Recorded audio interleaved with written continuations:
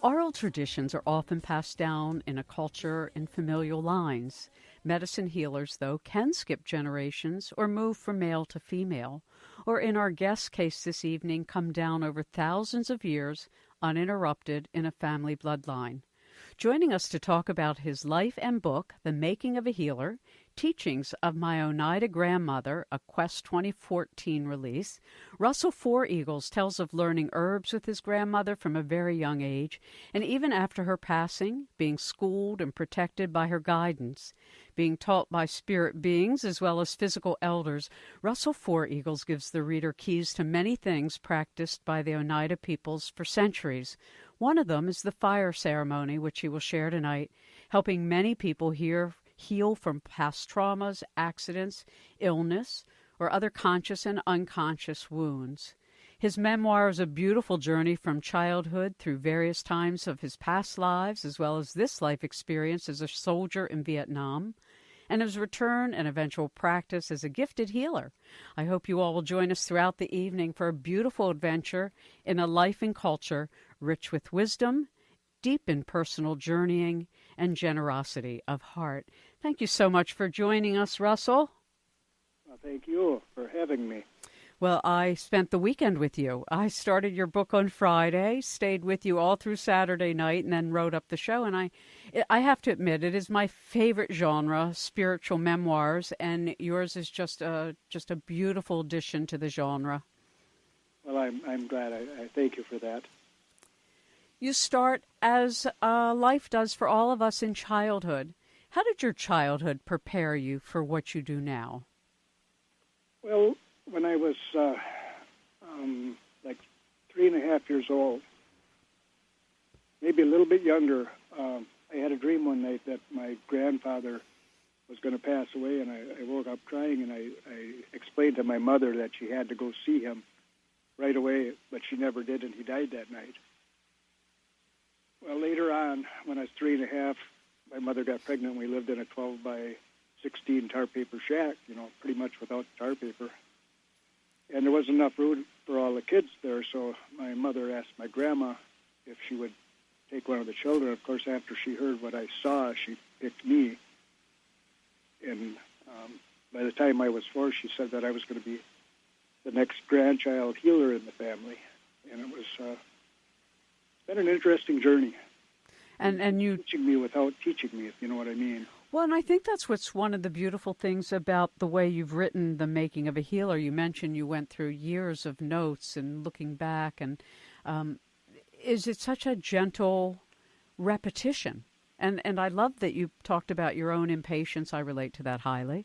And that you're a quick learner. I also relate to that very well. And so listening to your grandmother as a child tell you things over and over again was not always so easy. But I liked that one of the things that you talked about is that in those days, in an Indian culture in general, but particularly we'll speak to yours, the Oneida, that the parents were really there to just love the children, and that the aunts and uncles and grandparents were there to school and discipline them. Talk to us about this. It's really quite different than common culture today.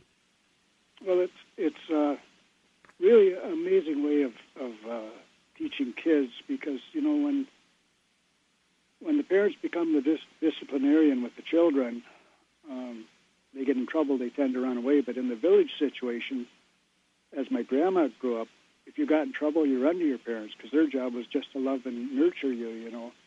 Like I said in the book, the grandparents were the teachers, and the aunts and uncles the disciplinarians, and we never had real strict disciplinarian, no beatings or nothing like that, but a stern look from a aunt or uncle really got your attention. They taught us that one of the first things that they teach the young culture, they used to, I don't know if it's still happening anymore, but they used to teach respect for the elders, because they are the wisdom. And I don't think that goes on so much anymore, but it should. The way that the Native people taught their children was a wonderful thing. There are many prophecies about the time when children no longer respect their elders, and there's something like that in the Jewish tradition, speaking to very difficult times that we are in today. And you make it really clear. I mean, we lock our elders away; they get separated from their families, and so we don't have what we used to have for centuries, for millennial, not only matrilineal cultures, but everybody shared life together from the moment you lived until the moment you died, and it wasn't all this separate household or living in different states or different nations. Exactly. Well, every one of us, it don't matter what race, color, or creed you were, we all started out tribal. We all thought basically the same things. If you look at even organized religion, when they go back, we all start out with basically the same principles. Your grandmother told you, because of your many times of asking her, what do you mean I'm going to be a healer? How will I know I'm going to be a healer? And she said, you'd know when it was time for you to be a healer. But you had a lot of fascinating experiences, but she trained you first on little animals. Yes. I think every potential upcoming healer should have to work like I did. I worked from the time I was 8 till I was 16, strictly on animals, birds, kitties, dogs, things like that. And, when a guy would bring his dog over with a broken leg, and I'd put my hands over to ask the Creator to take care of this dog and help him with his pain, and the dog runs away, you can't BS him. I mean, the dog's leg's healed or it's not healed. Like people, they can do that, what they call it, the placebo effect. But with an animal, there is none of that. It's either the dog is healed, the bird is healed, the cat is healed, or it's not. Does that make sense? Yeah. And I think it's interesting that you mentioned the placebo effect, because it's really about, I believe, the placebo effect is the faith a person has either in God or the faith they have in the healer that they're working with, but it's about their own inner composition, not just about what somebody on the outside says or does. Right. Exactly. It's a total package when people work with their healer. They have to have their faith in themselves. Yeah, no, I think that one of the things we've talked about on our program for so many decades is this journeying of coming to wholeness. But we have talked about that, and we've had many healers on and many people who study the process of healing, including Larry Dawsey, who over the years has written about premonitions and the power of prayer, and sort of, I think, making clear for the Westerner those things that indigenous peoples worldwide or mystical traditions worldwide have always advanced as basic. Right. It's the stuff we've always known. One of the points you make that I think is just such a joyous thing for me to see in your book, because so often it's forgotten, particularly in Western medicine, that God or the Creator does all the healing. And a healer really has to kind of get out of the way and let Spirit move through them. Talk to us about your journey of coming to this capacity. It doesn't always happen in an instant. No, it doesn't. It took many, many years. And several really good lessons to get that. I was like every other young healer out there. I started working out with people with cancer, and their cancer went away, and pretty soon I got the big head. But it only took a little while for the Creator to slap me a time or two, and I figured out that it wasn't me, Mm-hmm. But specifically to cancer, you talked about when you would take your hands over the energy of a person and reach a place where there was cancer, you would actually get a physical symptom like a sharp pain in your hand. Just like a red-hot ice pick, 8 inches long, going through my hand. But that happened because I was 21, 22 back from Vietnam, and I was starting to run into some cancer, and I made the mistake of asking God never to let me miss it. From that point on, I still get spikes to this day, and that's been over 55 years, Wow. Or 45 years, whatever. Wow. And do you find that it's sort of your own inner barometer, or was it the result of your praying that you know?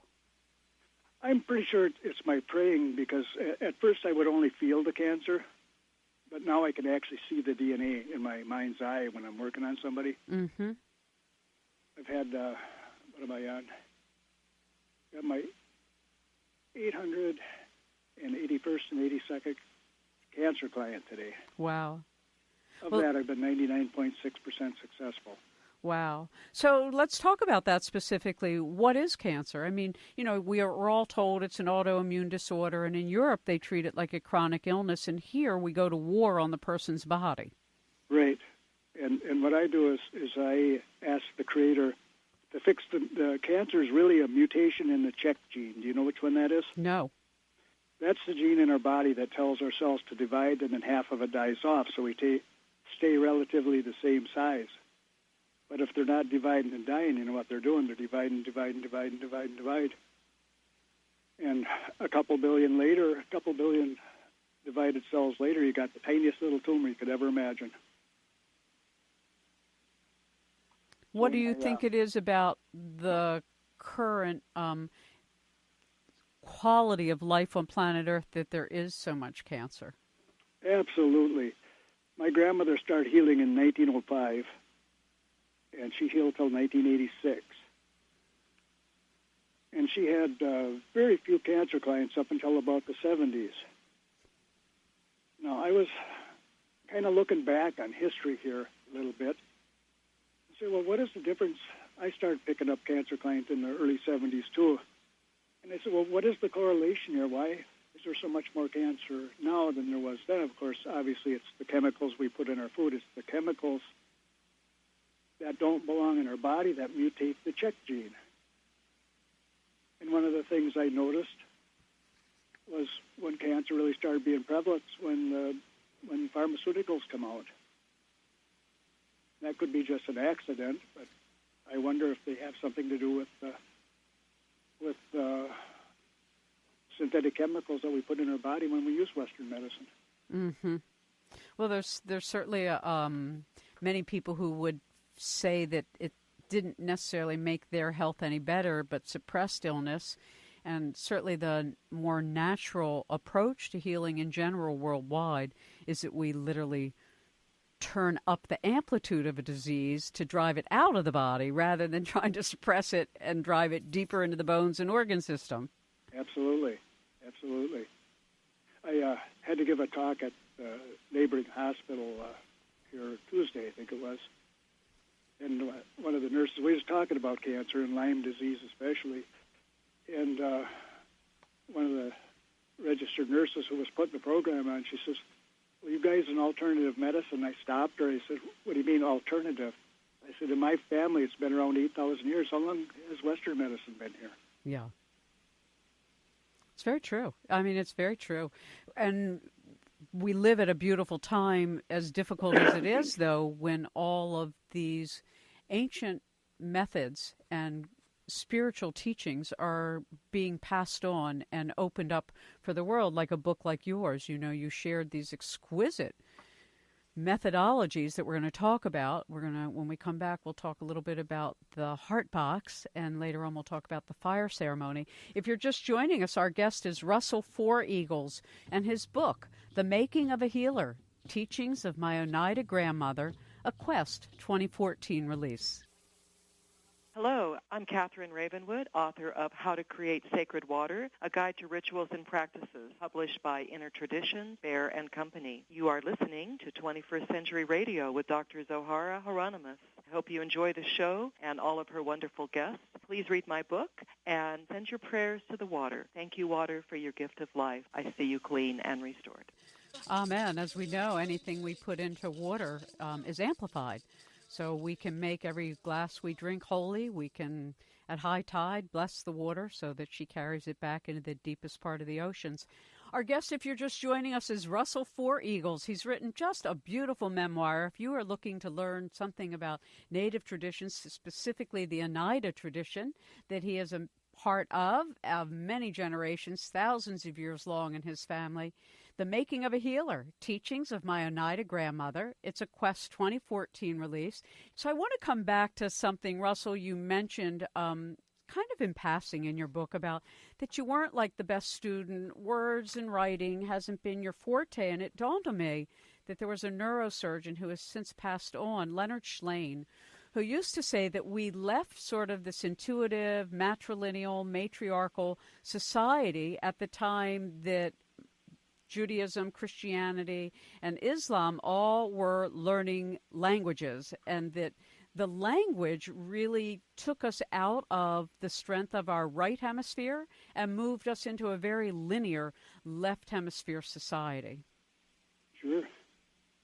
I think that's quite probable. The way I was taught, I don't think in, like most people think in words. I think in pictures and phrases, or pictures meaning phrases, I should say, would be more correct. It was tough when I first started school because it was completely different for me, trying to go from my thought processes to the way they wanted me to learn.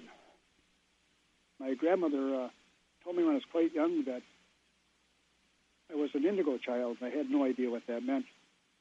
And she said she'd heard of a couple before me, but she'd never saw any until I was born. Like I said, I wasn't a very good student, but I relatively never studied when I was in school. I could pick up enough from what the teacher was saying to not have to read the books, and I could still pass the test. I was an average student.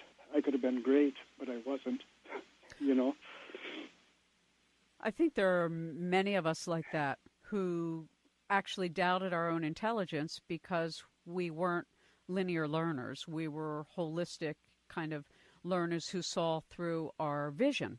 And as a child, you had many visions. You shared with us already the one that keyed your grandmother into knowing that you were the next healer in the family to be trained because you had a dream of your grandfather passing before he did. Or your uncle, was it? No, it was my grandfather. Your grandfather, okay. And you also sometimes would speak in a language that was a very ancient one we call the Aztec tradition. Nawa is the correct name for it. Tell us about that. Well, shortly after I had the dream of my grandfather, I had another dream, and my father was Motac Azoma. He was the king god of the Aztec people. I was there when Hernan Cortez landed. And, of course, they captured my father and took him to the Great Pyramid, and the Spanish came to me and said, you're going to have to get 8 slaves to carry these 3 heavy chests of gold to the Spanish mission up north, or we're going to kill your father. And I said, but we don't have slaves. We had peons, and we had commoners, we had noblemen, and we had royalty, but we didn't have any slaves. And they said, you got to get these 8 slaves to carry these 3 heavy chests of gold, and when you get where you're going, you're going to cut their throats. And so they took me to the city square. Our city had 4.5 million people at that time. It was the biggest city in the world. We had running water, we had toilets, and we had our bathhouses. Somewhat reminiscent of the Romans, I would guess. But anyway, they took me to the city center, and I said to the criers, there was like 40, 50 people there, that they would repeat whatever nobleman or royalty would say. It was like a walking newspaper. And so I told them that I need 8 volunteers to carry heavy chests of gold, and that it's going to be brutal, hard work. We're going to be hungry all the time, and that when we get there, I'm going to cut their throats. And the Spanish guy started beating me with the flat of his sword, putting welts all over me. And he said, nobody's going to come, and we're going to kill your father. It's going to be your fault. And I said, well, why do you worry about what isn't? Let's concentrate on what is. And so let's see what happens the next morning. And we went there to the city square the next morning, and guess how many people were there? 8,000. Now, you may wonder, why would 8,000 people show up for a job where they know they're going to get their throat cut? When the Spanish came, they called us heathens, because they didn't know our word for God, mm-hmm. for the Creator. Mm-hmm.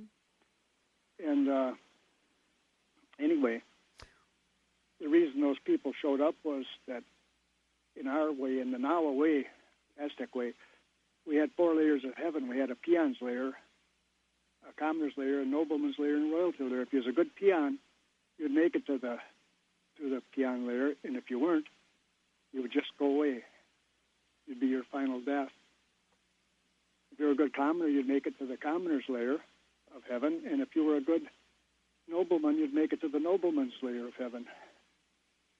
But, and of course, if he was royalty, you automatically had a ticket inside of the royalty layer of heaven. But anybody that gave up their life for the king god or the people, the royalty, they would get an instant trip to the royalty layer of heaven. And so I give the guys the rest of the day off, and we took off with the gold, and we walked for months carrying those heavy chests of gold. And about every hour I would relieve one guy, so one guy would be resting, and the next guy would go on, and an hour later another guy got off, and the guy who had rested went on, and went that throughout the day for weeks and weeks and weeks. And a week or so before we got to the mission we was taking it to, one of the Spanish guys took a horseshoe nail and a thing, and he pecked a Spanish cross into a rock, and he put the date 15, and he was going to write a 9, but the guy said, "Come on, we got to go." So he made it look like a 4, but it was really 1519. And I know to this day there's a rock someplace. There's a picture of that rock, and we carried those chests of gold 2 weeks on foot carrying them. We didn't travel real far, you know what I mean? Mm-hmm. And so we got there, and this Spanish mission had kind of like you imagine the Alamo, the rounded front. Yeah. It had a wood floor on top made out of planking, and it had a basement underneath. They would take clamshells and cook them and leave the lime, and they'd make mortar. So they laid rock with the type of cement they made out of the clamshells. And so we went to the basement, and on the left side of the basement there was a set of steps that they had the Indian slaves at the time. I believe them were probably maybe Apache or I don't know, Navajo or somebody. And they carved steps going underneath the basement floor, and they carved a room out. And there was enough room for 3 of the peons to stand on one side, 5 on the other, and the 3 chests of gold in the middle. And I went to the first guy and said, "Are you ready?" And he said, "Yes." And I sliced his throat. He stood there while the blood ran down. And finally he collapsed, and I went to the next guy, and on went around. While I was doing it, I remember hearing the Spanish guy say, "These guys are animals. They're not even trying to get away." But they didn't understand about our way of heaven, you know. And so I got to the last guy, and I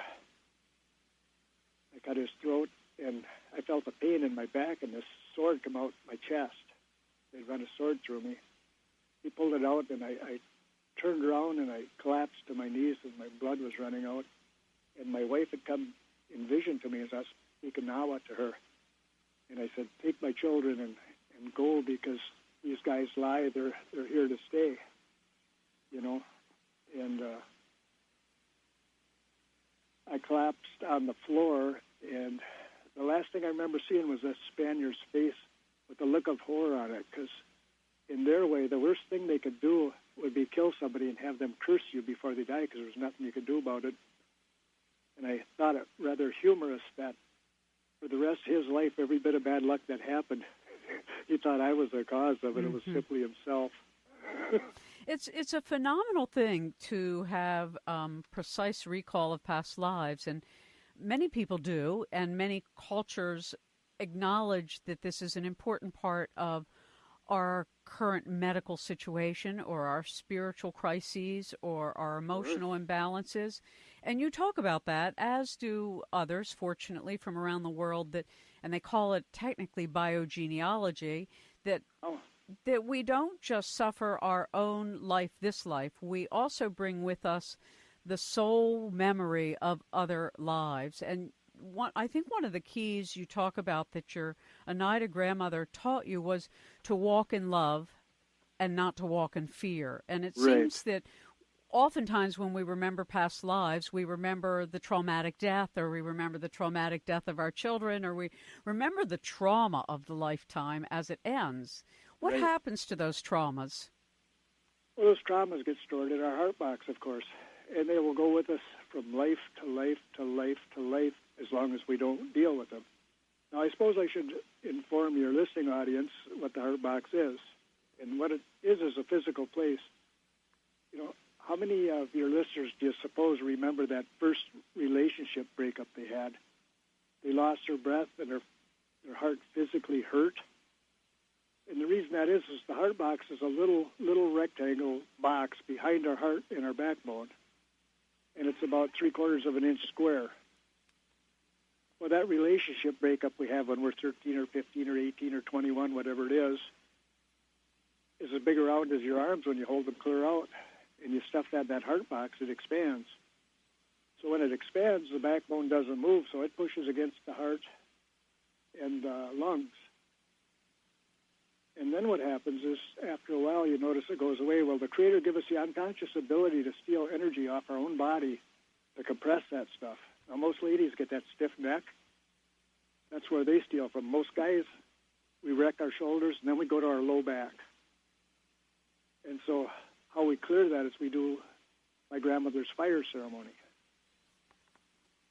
And what we do with that is we'll take a piece of paper and we thank the Creator for helping us to forgive ourselves for situations where we have no control, and that includes past lives.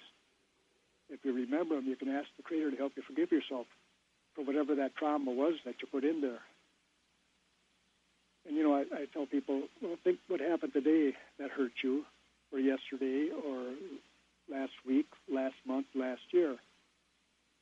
And when you get as many things written down as you can, because the more you release, the more energy gets to come from your heart box back to your body where you need it. The next thing we do then is we thank the Creator for helping us to forgive ourselves for situations where we had control. Now, that may be anything that we did that we didn't act in our highest light. Sometimes we say things we don't mean, we do things we don't really mean, or actually sometimes we do mean them. But the Creator gave us the innate ability to know right from wrong. And so, even though sometimes it feels good to say things, it's not necessarily right, and they end up in our heart box also. The next thing we do is we thank the Creator for helping us to forgive people, places, situations, and things that have hurt us throughout our life. And that, could be past life stuff, could be this life stuff, could be a combination of everything. And then when we get all of those things written out, again, thinking what happened today, yesterday, last week, last month, last year, we take and there's a fourth thing we do at the fire ceremony, and that is if we know what we want, we thank the Creator for it. 4 years ago, I was terminal for the fourth time with cancer. I was, like I said, I was a Vietnam veteran, and my first day in country, I got 400 Agent Orange barrels and half of the cutting torch to make outhouse bathrooms with it, so we could pull them out and burn the crap, So anyway, the 4 times I've been terminal, my cancer never went away until I forgave it, thanked it for the lesson, and thanked the Creator for allowing me to let it go. The Creator does not cause cancer, but He gives us free will, and He will not interfere with what we do. So you always say that last part as if it's already happened, because if you know it's already happened, the Creator will make sure that it already happens. And like I said, I've been terminal 4 times with the cancer, and this last time I went from 200 pounds down to about 98. And my doctor said, you can't have no more chemo. I said, I come here to tell you I'm not taking no more because you guys are killing me. Mm-hmm. And I did my 45 radiations, and all it did was spread into my top half of my right lung was full of cancer. It was in my neck and throat. They cut the lining of my throat out, took my tonsils, took a lot of the lymph nodes out of the side of my neck that were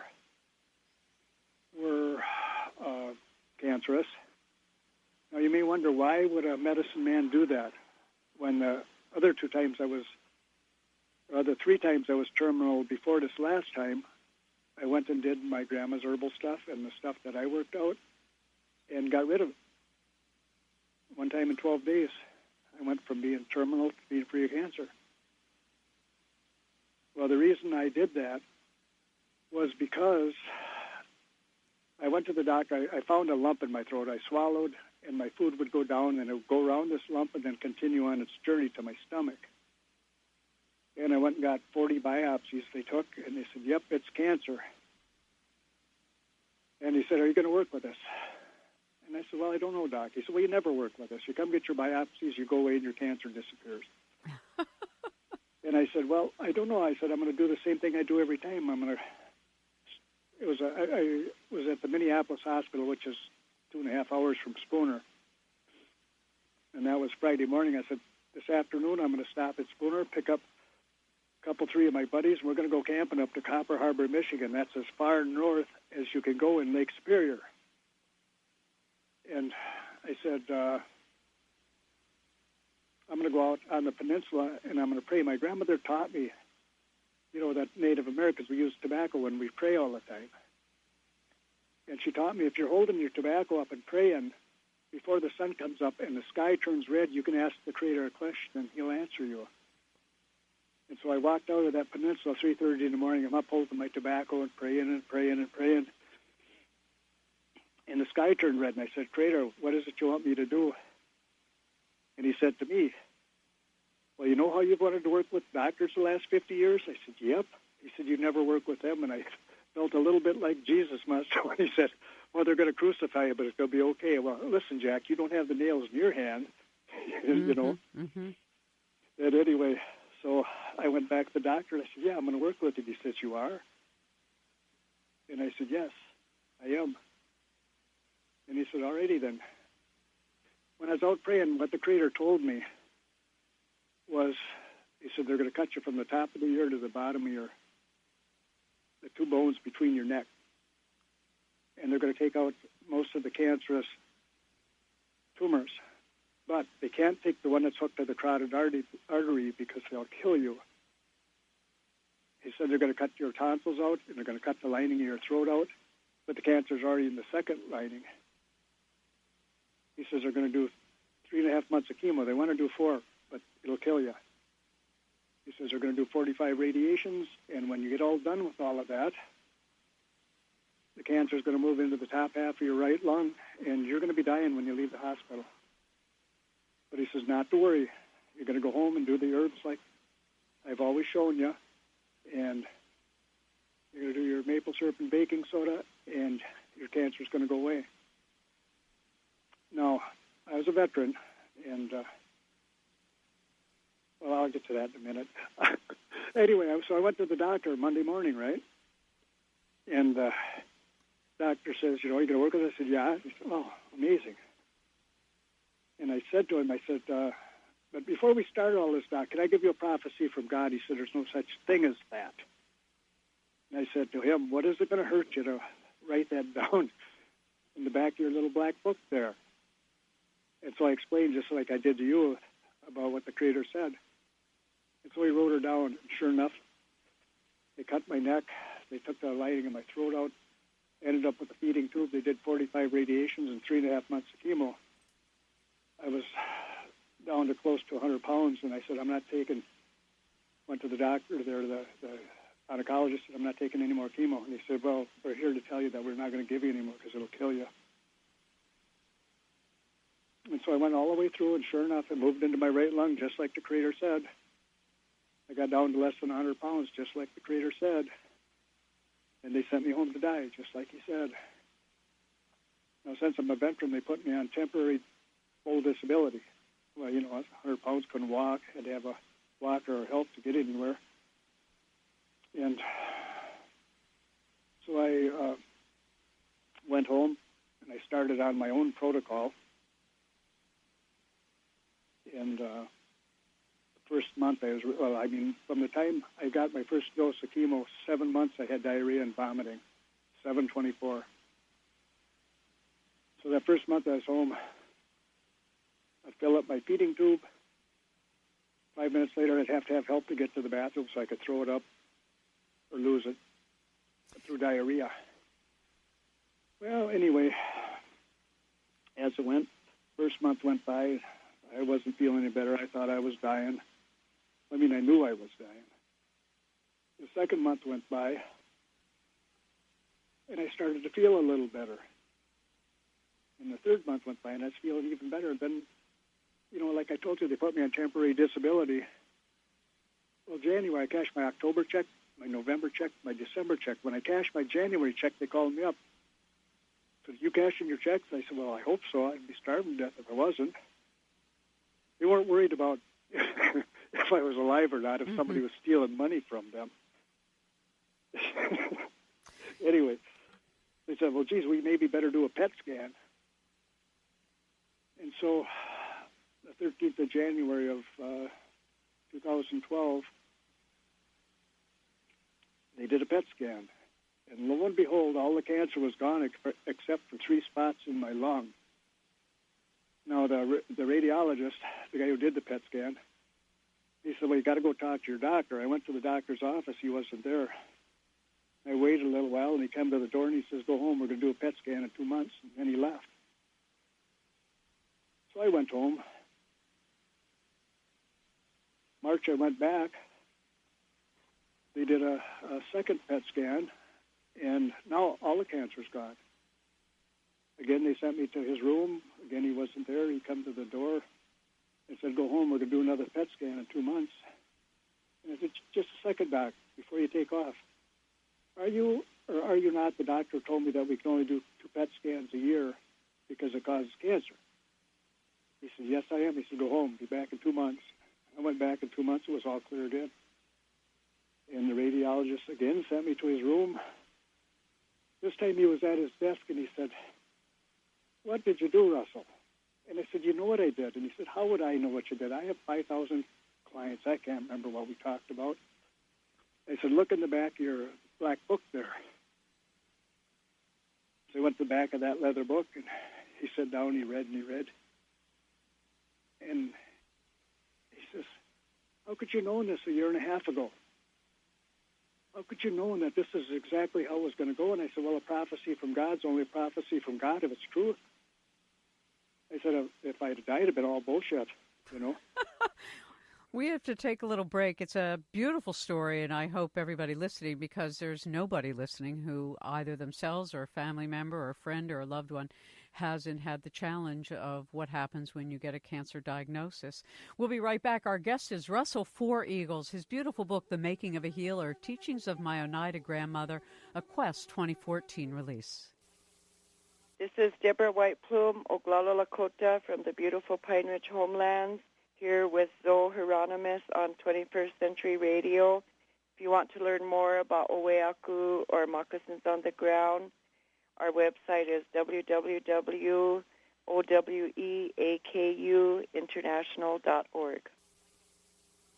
Welcome back to 21st Century Radio. Russell FourEagles is with us this evening. His book, The Making of a Healer, Teachings of My Oneida Grandmother, a Quest 2014 release. And, of course, all our guests are linked right at the front of 21st21ST, centuryradio.com. We're almost out of time this hour, Russell, but you mentioned several things in the story of your cancer journey, and I'd like to just sort of pull those few things out. One of them, which other elders have shared with us before on the program, and which I also experience as being very true, is that when we pray from gratitude, it's a very different experience than praying a petitionary prayer from lack. So you mentioned you went out on the peninsula, you prayed to the Creator with gratitude for your healing, but you also talked about using tobacco. And of course, it doesn't matter what indigenous community you read about native to North America, tobacco has always been sort of a cornerstone offering. Why tobacco? Well, that goes back to our creation story, which is probably more than I have time to do right now. But let me give you just a quick rundown. When there was nothing but void, the Creator created the universe and the cosmos. And the stars formed and the worlds formed around them. And when the worlds was right, the Creator went world to world, seeding life, grass, rocks, fish, trees, animals, everything that his coming children would need. And time was right. He went back and made people for each world the way they should be made for that particular world. He got here to Turtle Island, right here, not very far from where I live, and he scooped up 2 piles of red dust. He reached over to the cliffs of Dover, picked up 2 piles of white dust. He reached over to Africa, the southern shore there, picked up the black sands, made 2 piles of them. And he reached to the Gobi Desert, brought back the yellow dust. If you're familiar with the medicine wheel, those colors are almost universally on every medicine wheel on the outside, the white, red, black, and yellow. Now, he poked his finger in those piles of dust, and then he gave energy from each side of his body to 1 pile of dust, and that, of course, become first man and first woman of every race. Now, we were all there. We all spoke the same language. Excuse me, that little cough I have is due to the radiation I got. Anyway, so he breathed life into us, and you know, the first thing we did was we started whining. We need light so we can see and dark so we can sleep. And the Creator said, listen, you guys, you're my children. I love you. I've given you free will. Let no one take that away from you, as I will not. And he said, we were all whining, saying, well, we need light so we can see and dark so we can sleep, and we need to know what is food and what is shelter. What do we do when we're thirsty? What do we do when it's cold? Where does fire come from? How do we build it? Creator said, listen, you guys, I've given you everything you need to survive, but you don't know everything. He says, you don't know everything. But first and foremost, I'm going to give you 4 medicines. He said, the first medicine I'm going to give you is sage so that you may purify yourself before you talk to me. He said, the second medicine I'm going to give you is tobacco. He says, when you pray, you hold your tobacco up, and then I know you've got a good mind and a good heart. He said, if you don't hold your tobacco up, I won't know if you're right in the head and may not hear you. He says, the third medicine I'm giving you is the sweetgrass. And he says, you know a lot, you know enough to survive, but you don't know everything when you've got a question of particular importance. He said, you light your sweetgrass, make 4 circles with it, and you think your question to me, and he said, I'll send an angel or a good spirit to bring you the answer. But know this, I have a lot of children and lots of worlds. I don't have time to hand deliver them. So if you ask the question, you pay attention, because if you miss it, say la vie, I've got bigger fish to fry. And then, of course, the last medicine he gave us was the white cedar tree. You could take a sprig about the size of a silver dollar, make a cup of tea out of it. It's a tonic. It's good for you. He says you can put a sprig over your door. You can burn it as smudge. He said if you eat the wrong foods and you get all constipated, he said take a sprig as big as your hand spread out and boil it in a couple quarts of water till that water turns red-brown, then drink a cup. And you got to have patience, though. You know how I know this? I didn't have patience. But now you have lots of patience. The only thing I can say about that is if you don't have the patience to wait for that cup to work, you better put a seatbelt on your toilet so you don't hurt your neck when you hit the ceiling, okay? Well, you know, it's so interesting. I made a little joke. You have lots of patience now, as in the clients that come to you. But it's I love the way you just sort of make it easy for people to feel close to the story, that it's not something ancient, that it's not foreign, that it all makes sense. So next hour, what we'll do is we'll actually walk through the heart box a little more. We'll actually walk through the fire ceremony, because I find it such a beautiful, simple way that anybody's life can be improved. And also, I think, Russell, I just need to say thank you for taking the time to tell your story. Because as another point person, I mean, you were point in Vietnam, and you chose that role for your buddies in infantry to go out front to make sure there were no booby traps or tripwires or bombs or whatever. And I'd like to talk about that, because those who are point people, whether they're activists or soldiers or emergency room doctors or nurses or first responders, are all running on adrenaline highs. And you talk about that. And having been a point person my whole life, first in sports and then as a whistleblower activist, I have a little own self-interest here in hearing what you have to say. And I also feel like, when we realize now that worldwide 1 out of 10 people is displaced, so basically the whole world is suffering to some degree from post-traumatic stress disorder and absolutely adrenal disease. So if you're just joining us, I'm Dr. Zohara Hieronimus.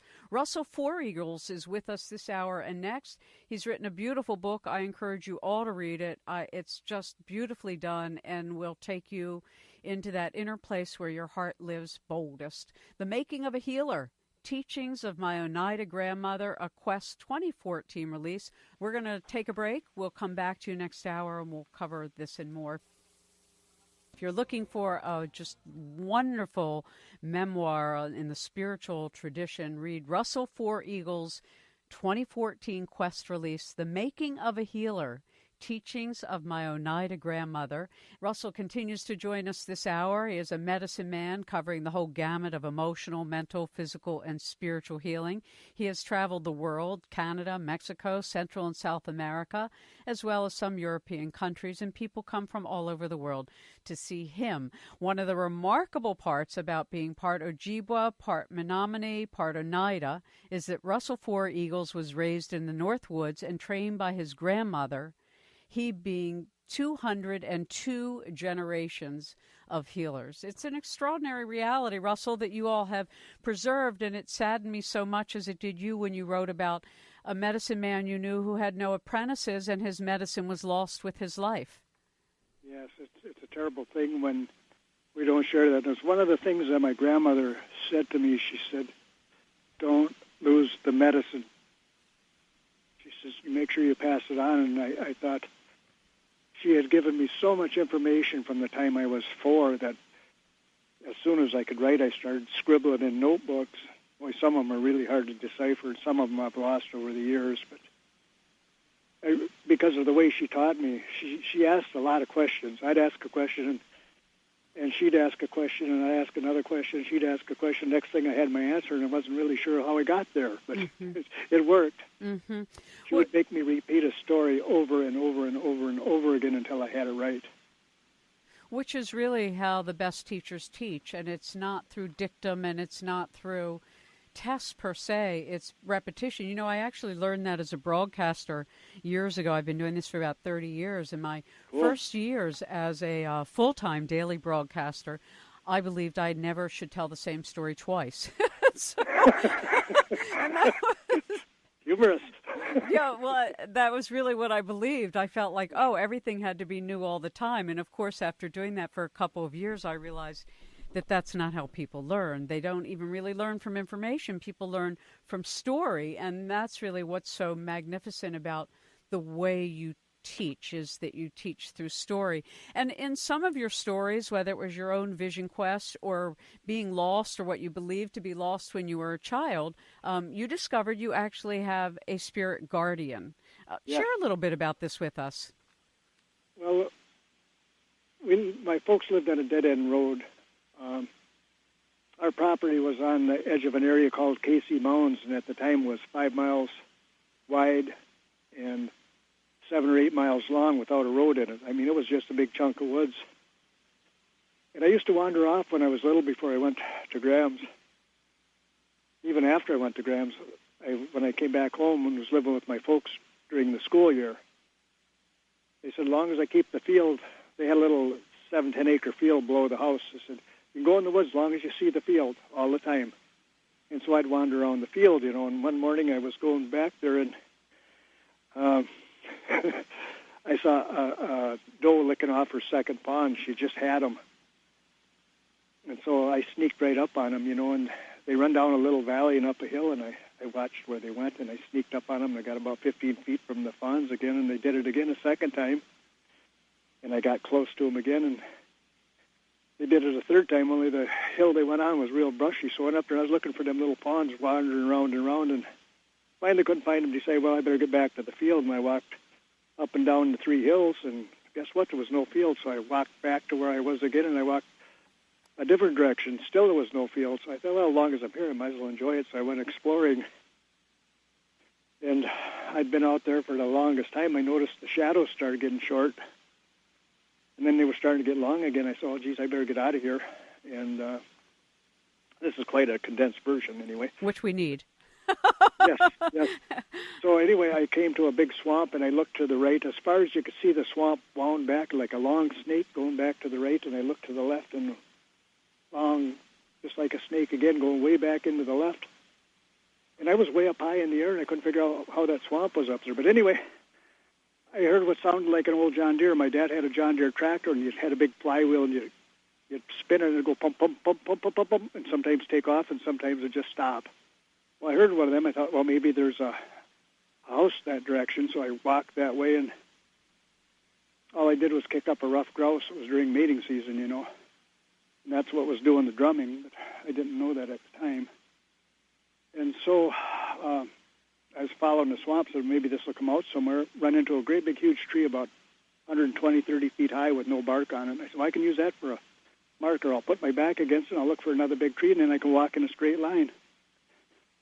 Which I did. I went from one tree to another, but every time I went to the next tree, that great big tall tree kept getting shorter and shorter until I couldn't see it anymore. But I kept it up, walking from tree to tree, and finally came back out to another swamp, just like the other one, real long, skinny swamp. And I decided I'll walk the other way this time. Well, it wasn't only about half hour later I came back to a great big tree, and that was okay. It was another big dead pine tree. I thought, this is really great, another marker tree. I could try it again.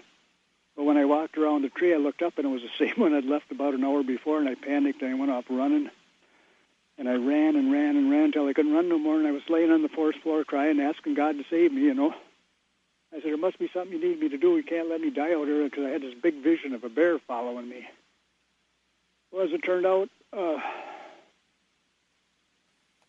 I heard a voice, and it was a native man standing there. I said, what's the matter? And I said, well, I'm lost. And he said, well, you're not lost. You're somewhere, aren't you? And I said, well, yeah, you know, being somewhere felt a lot better than being lost. And he took me for a walk, and he showed me medicine. And we walked and walked, and we kept going uphill, and we came to a spot in the forest. It was huge trees, and the sun would shine down in little shards of light, you know, and we was on this deer runway.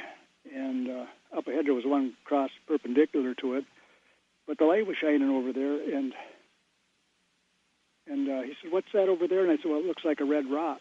So he said, "Well, let's go see it." And I started to cut across. He said, "No, you got to stay on the path." And it would be years later that I would figure out the path he was talking about was a red road, not the path in the woods. Mm-hmm. You know, you're only 6; you don't know a lot. No, but you know, the reason I wanted you to share some of that story is that millions of people are having experiences as children that the culture takes away from them as being sacred and calls it just imagination, which imagination is not just nothing, it's a conjurer. So yes. Yes. It was, I felt, fascinating throughout your story. If you don't mind, I'm going to jump ahead to a punchline, that you never knew the name of your spirit guide until your own young son told you. Share with us how that happened, because I'm going, oh, yeah, here's the next healer in that line. Well, my spirit guide had brought me to this property I'm standing on right now.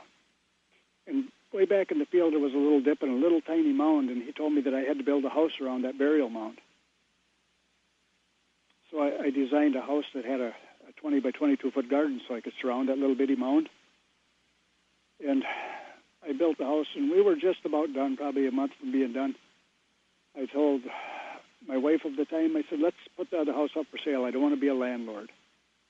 And so on Wednesday, we put it up for sale. On Friday, the guy said, if you could be out in 7 days, I'll give you $5,000 more than you want. I said, well, what happens if we can't get out? He said, I'll take $1,000 off a day till we get to the original price.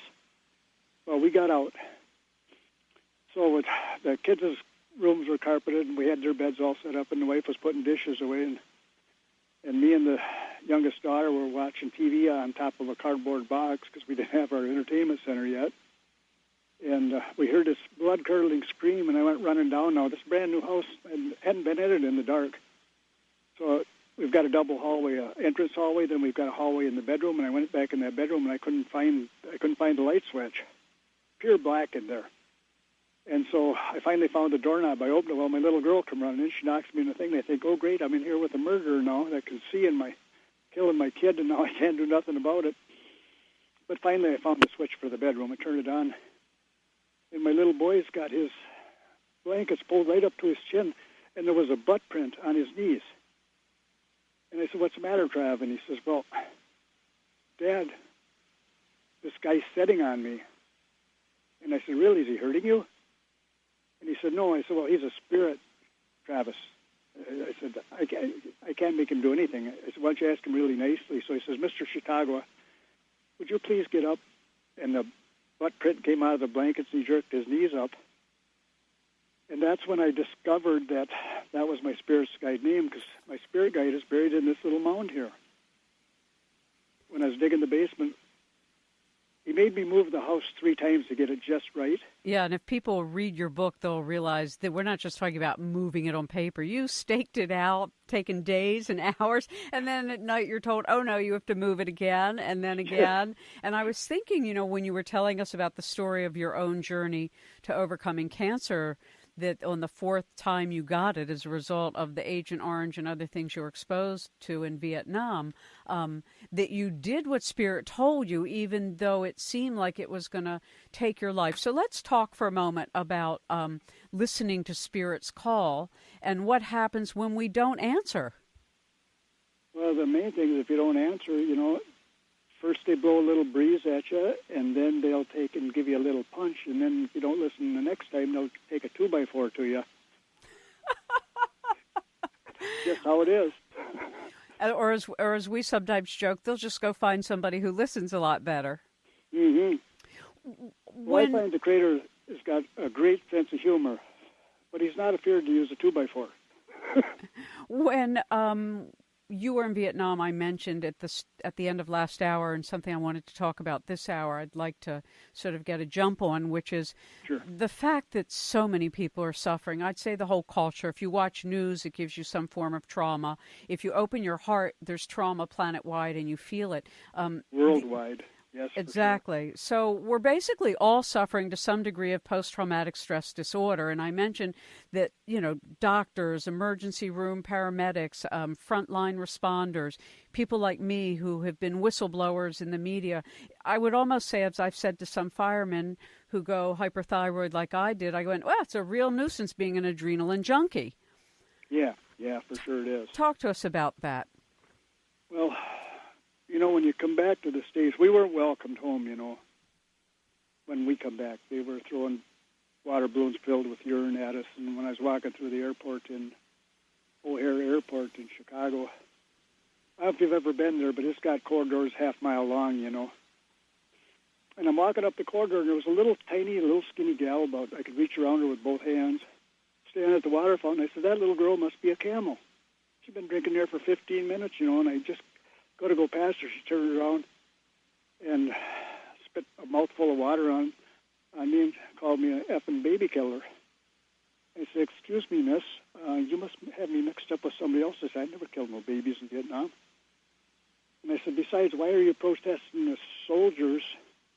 Why aren't you protesting the senators who sent us there?" She went away crying. I felt bad about making her cry, but she was a little confused about what she was doing. Now, because I was a healer before I went to Vietnam, and a healer's job is to save lives, correct? Well, being Native American, they put me on point. So you're on your toes 7/24, 365, or like in my case, I extended for 2 more weeks. I extended for 6 months, but I got hit the 5th time, and they made me go home. But anyway, that created a lot of post-traumatic stress out of me. My father was German, Ojibwe, with some Dakota. And it's not a great combination. He was just a little bit stubborn.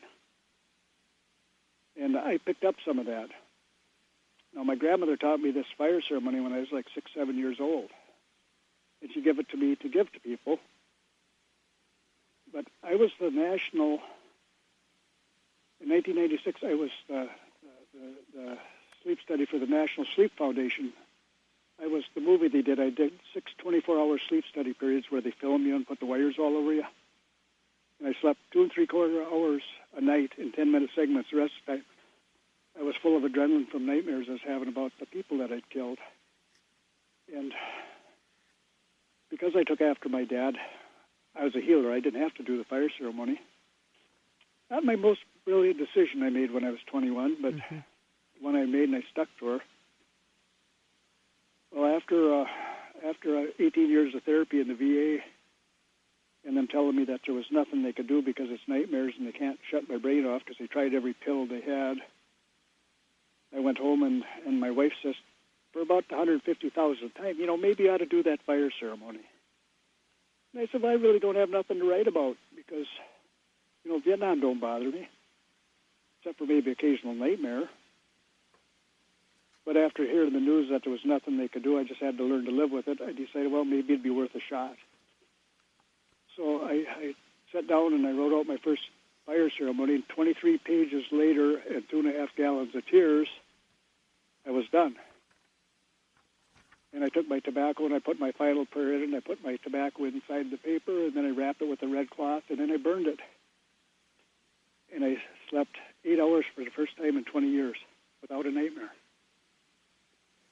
I've forgiven myself for doing what I did, for surviving. And it would help every this ceremony is the greatest PTSD healer there is in the whole world if we could just get the word out. Well, I think we're going to do is take a little break. When we come back, that's where we're going to start again. We're going to walk through the Oneida fire ceremony slower than we did in the first hour when you mentioned it to us, and actually so that people can write down, take some notes, and do this for themselves and others that they meet. We'll be right back. Our guest is Russell FourEagles, his book, The Making of a Healer. So coming back to your beautiful book about this wonderful Oneida fire ceremony, I think maybe we should back up a little bit again and talk about the heart box first, and then talk about the Oneida fire ceremony. Well, as I said before, the heart box is the void between your heart, your backbone, your 2 lungs, and it lies centered right behind the heart. And that's where the Creator give us that spot so that we can store hurts, pains, and traumas in there. His idea was that we would store them in there for a couple of days and then give them to him, but that was before he breathed life into it, found that this is my crap, and I'm hanging on to her, thank you. I'm not going to let her go. So that's why sometime in the past, one of my ancestors, the Creator brought this fire ceremony because we weren't letting our stuff go and nobody was advancing up the spiral of life. The heart box isn't very big, but it'll hold lifetimes and lifetimes of stuff in there. But there's a cost, so it's cheap to put in there, but it's not free, and the cost is to energy from our own body to compress that stuff so your heart can beat and your lungs can move. The fire ceremony is what we use to clear that heart box. And it's a very important part of my grandmother's culture, mine also, and my clients' culture. I just surpassed 52,300 clients, and every client I've given a copy of this. That's lots of sheets of paper. Now, let's get into the fire ceremony. The first thing we do is we take a piece of paper, and by writing, we ask the Creator to help us, or we don't. We thank the Creator for helping us to forgive ourselves for situations where we had control. Or no control. I'm getting ahead of myself. That's situations, deaths in the family, relationship breakups, car accidents. Because what does society teach us today? Somebody's always to blame. But that's not always the case. Sometimes, like Forrest Gump said, stuff happens, And so list today, or think about what happened today that hurt you, or yesterday, last week, last month, last year. The more you can release, the more energy gets to go back to your body to keep you healthy. If everyone in the world would do the fire ceremony and eat a healthy, nutritious diet, I could be out of a job. And I truly would be grateful. Mm-hmm. I see, on an average day, I see a person every half hour from 8 o'clock in the morning till 6 o'clock at night, every day. And I'm booked out until, right right now. I guess I'm in mid-December already, which is unbelievable for a medicine man. When I worked with my grandmother, we would harvest herbs 25 days a month and do healing 5 days a month. Anyway, getting back to the fires, right? I get sidetracked just a little tiny bit. Well, you know, but I think that those things are really important to mention, because I also like the fact that you don't charge money, though you ask for donations, and that has always been a pet peeve of mine, because the work I do as a transspecies telepath or as a soul reader, I've never charged, never would, and asked people to make a donation to their community instead of it. And it bothers me a great deal that people call themselves shamans and healers and this and that, and then they charge people a fortune to see them. Yes, that's ridiculous. So when we, coming back, though, to the Oneida fire ceremony, so after you've written all of these things down to forgive yourself for, there's also the process of forgiving others. Right, and that's where we thank the Creator for helping us to forgive people, places, situations, things that hurt us. And that could be car accidents, that can be slipping on the stairs and breaking a leg. Because, again, society teaches somebody's to blame, and if it's only you in a room full of mirrors, who are you going to point the finger at? Well, that ain't necessarily the case. Some things are just accidents. So when you do the fire ceremony, you write everything down on a piece of paper, and then you put your tobacco inside of it, and then you wrap that in red cloth. Yeah, 100% cotton, because we don't want to damage Mother Earth trying to heal ourselves. And then you tie that with purple string of some sort or yarn, because purple being the vibration of healing. Absolutely. I actually, what I do is I buy red and purple cloth both, and I cut the purple into little 3/8, 16 or quarter-inch strips, and I use that to make my ribbons out of. Now, in the old days, the fire ceremony was a big, big deal, because we would go to the black spruce swamp, and we would rake the sphagnum moss away, and we'd gather black spruce roots, which were bright red, and we'd weave them into cloth. Well, then we would go to the stream banks, and we'd collect nettle, and we'd take the cordage out to make cord out of it. And then we would take and peel a soft maple bark and boil it in our birch baskets until the water got deep purple, and then we put the cordage in there. That's how we got our purple color. And the red, obviously, is from the spruce roots themselves. Then we would take birch bark and thin it down. I actually did one of these with Grandma. It takes about a month to do all this stuff. We would thin it down to a couple layers, and then we would take paint rock, which we have a lot of here in Wisconsin, and you grind them to a fine powder, and then you mix them with heated venison or buffalo fat, and you make a paint out of it. And because we didn't have writing in her Grandma's day, they do pictographs representing the things that they wanted to be forgiven for, or what they wanted to forgive themselves for, and what they wanted to let go of. And so it was a big deal, and it was a really honored ceremony, even though it was so simple, because of the value that people put in it when you've got to work a month to do something. Well, now we can be department store hunters and gatherers and get our cloth uptown and our pens and papers, and we can write. So it's a much easier thing to do, but it's still as effective. Anybody with PTSD should be doing this. I've helped countless numbers of veterans from Vietnam, from Iraq, from Kuwait, to Afghanistan even, are coming to get help because the therapy just doesn't do it by itself. Does that make sense? Well, it makes sense to me, and I often find that people believe in the Western culture that you can solve problems that are spiritual and energetic with your mind, and while your mind can give you orientation, energy is energy, and those things which embrace fire and light have a much greater restorative capacity than all the talk in the world, because the talk is not the energy. Absolutely. It's all a package. The vibration of the earth, the vibration of the colors that I use for healing, the vibration of the cloth, and of the words we write down. They all have a frequency all their own. And the fire ceremony brings it all together. You know, Western medicine, modern doctors, they think, well, okay, we'll give you a pill and that'll be that. But they don't treat the mind, body, and soul together. The spirit, everything's got to be treated at once to have really successful healings. Mm-hmm. And I love your stories of we're not going to go into it, but you tell a beautiful story about a rock calling you, and then it took you to the rock's history and the past life of the people who worked with that rock for an ads that they made. Yes. Talk to us a bit about why wherever any of us live, if we pay attention to what's around us, be it the pebbles on the street or the plant on our balcony, that we really can elevate spirit and help restore the earth in very small ways that each one of us can do.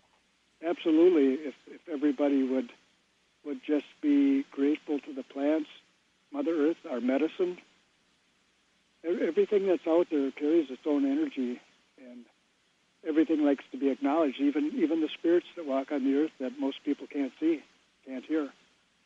Although it seems to me now that more and more people are starting to come around and see that stuff. Mm-hmm. And young children, there seem to be whole slews of souls coming in who have cultivated this multidimensional vision and are able to hear, listen, and respond. One of the things you discussed, which I thought was really fascinating when you studied with Joe Flying By and decided on a vision quest, and he was, the great nephew of the Lakota chief Sitting Bull. But yes. But vision quest, you'll hear people go, well, I'm going on a vision quest this weekend, and I'm always thinking to myself, well, I wonder what kind of vision you're going to get. Really?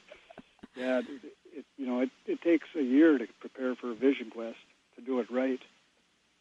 But there's some, you'll learn some really large God's truths when you go on vision quest. Mm-hmm. I didn't want to believe what I saw, but it turned out that the Creator was right and I was wrong. That's what I get for thinking I'm so smart, I have a question for you that's not in your book, but something that I was shown once in meditation and would like your opinion. Yes. I was shown that between the new moon and the full moon, our DNA zips and unzips. So that by the full moon, our DNA is completely open. So that drumming and chant actually inserts information into the DNA, giving it a new frequency. It does. It absolutely does.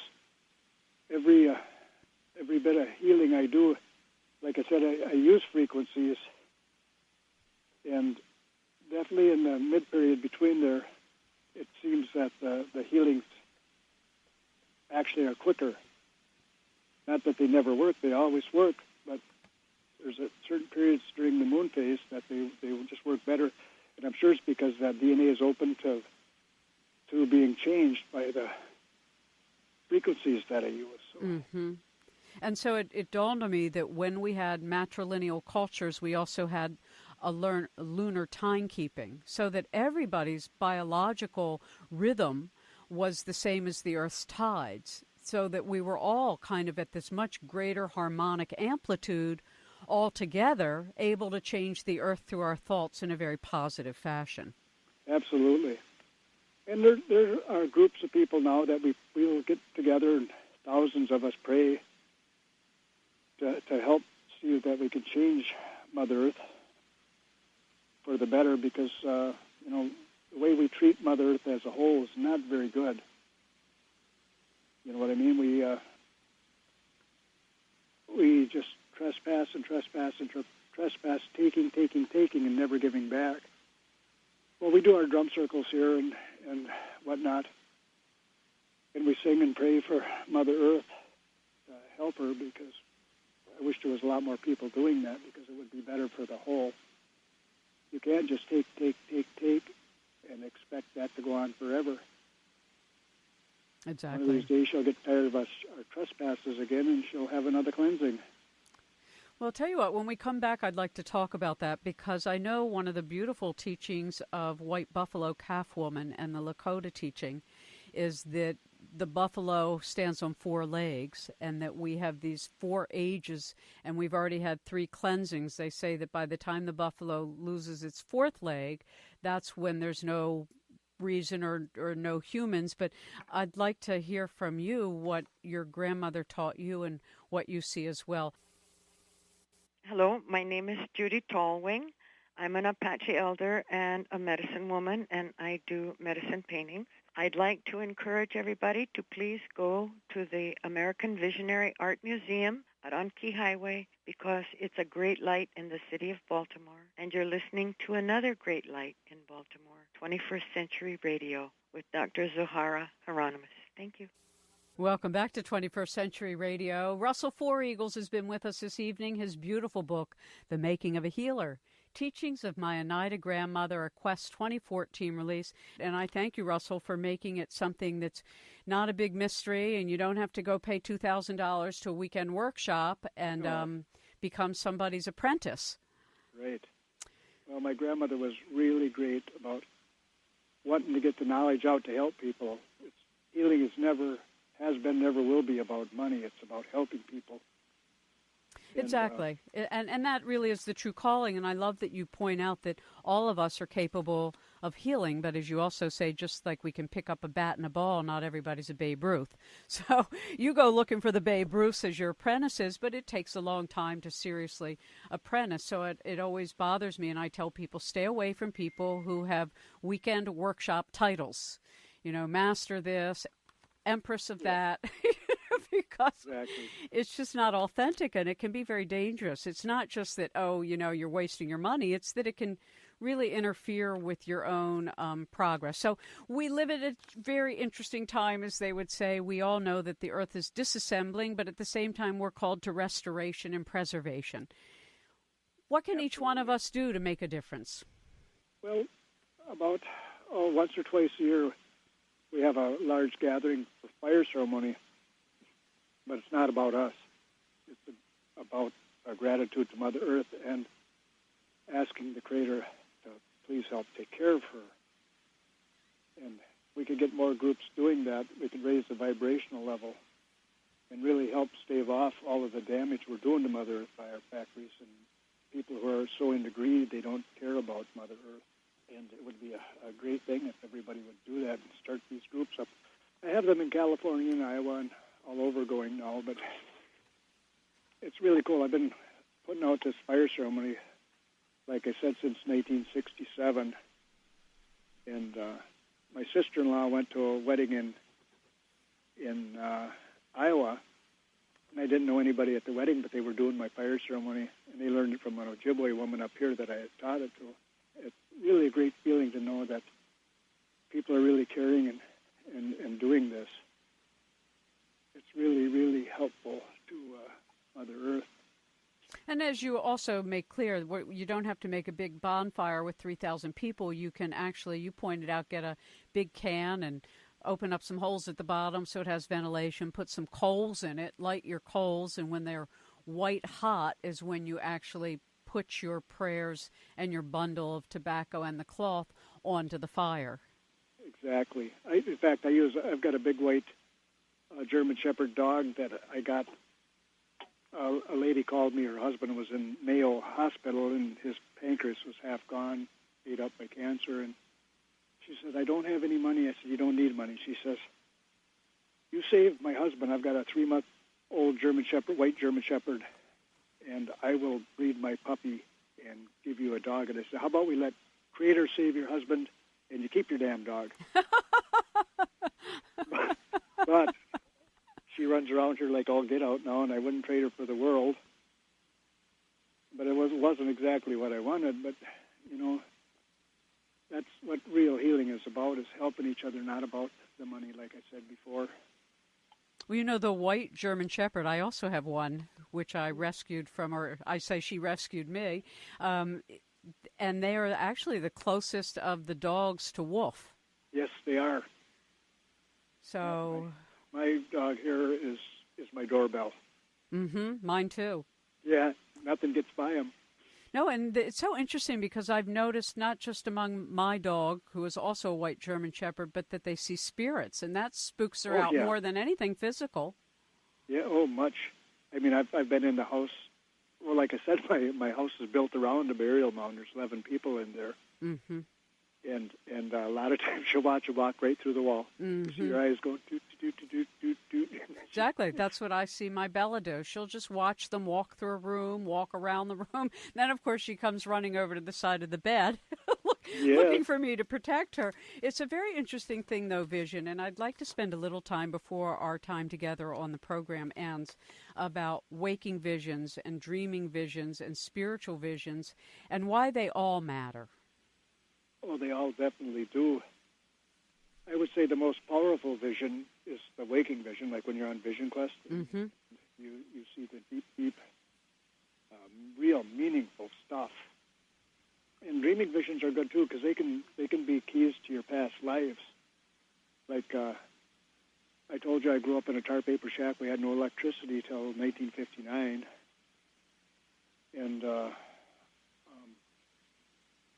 I had that dream about being Aztec. Now, my mother had a 4th grade education, and my father had a 3rd grade education. He could barely write his name.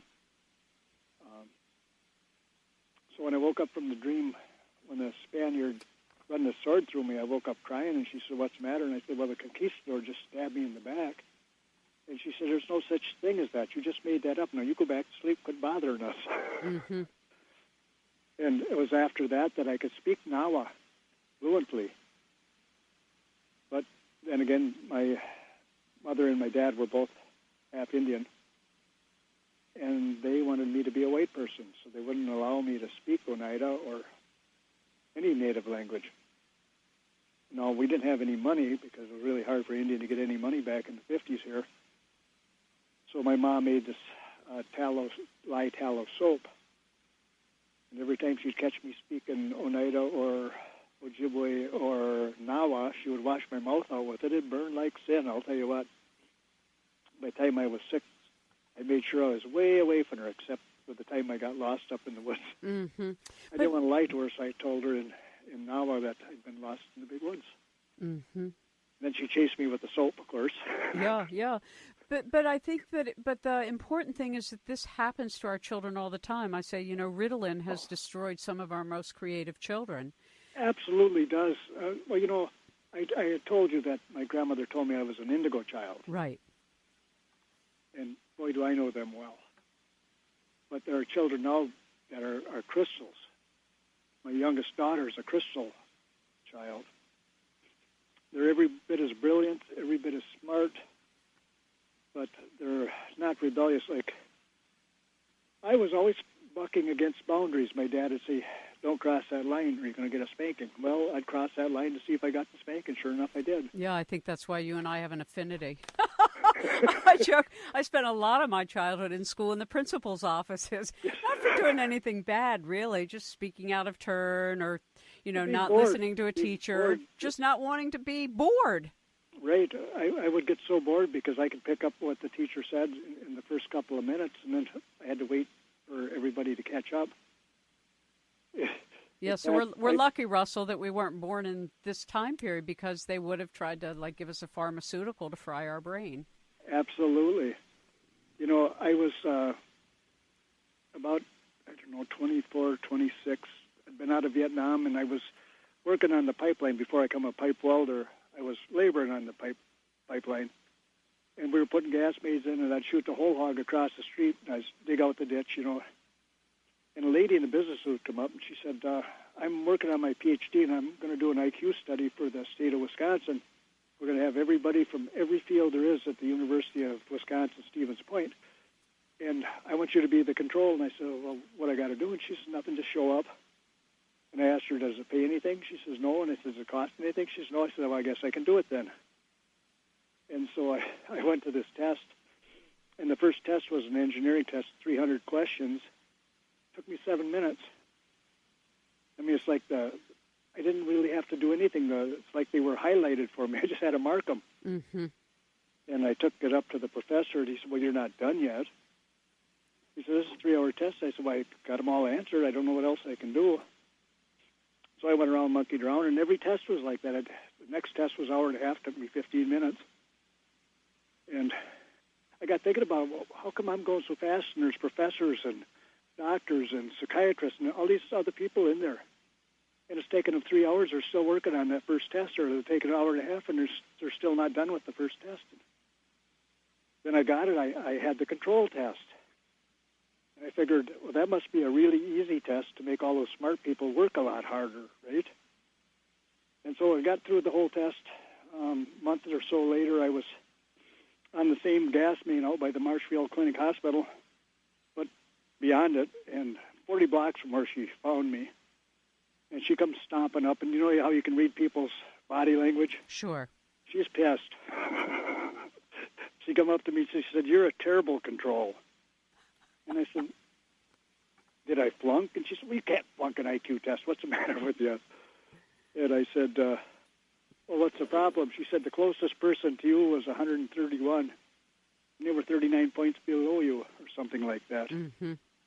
And I said, "You know what I think? I think your test is messed up." Mm-hmm. But it is interesting because you have this faculty that really great healers over the few decades I've had a chance to interview a few who also come from traditional teachings, and that they all see. And it's not hearing, though you hear too, but you were even describing that when you do a healing, it's as if you have this little post office with all these little slots, and everybody's vibration goes into a little slot. And when somebody else comes in with the similar kind of illness, that like comes out of the slot, and you know what vibration it is. And then I know right what to do, and I don't have to hunt around for what to do. I already know it. Mm-hmm.